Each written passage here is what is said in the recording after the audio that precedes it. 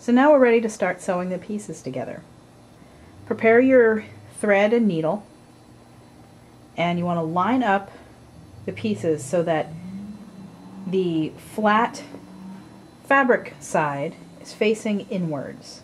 This is a little bit counterintuitive, but because you're sewing the inside of something, you're actually basically sewing it inside out. So what you want to do is you can either you can measure your pieces, put marks where the centers are, or just line them up visually. So in this case, that's what I've done. You just want to start at either end. You can use any kind of stitch you like. Very, very close to the interfacing.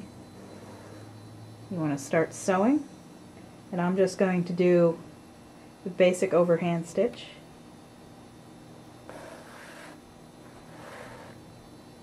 Just a nice straight stitch in and out.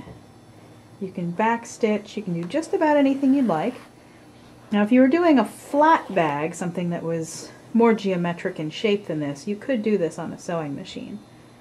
Because in that case, the adjacent pieces would actually be flat to each other. You could flatten them out just like this is.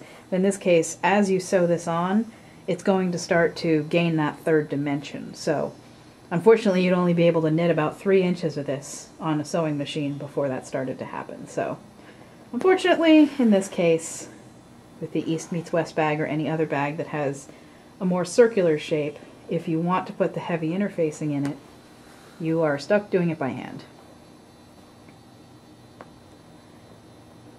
So again, you can see I'm just doing basic stitching. This doesn't have to be anything particularly fancy. You could use a heavy weight of thread to make it a little firmer, or go over it with some fabric glue. But you can see from the other side, of course you can also see where my crayon kind of ironed through the fabric.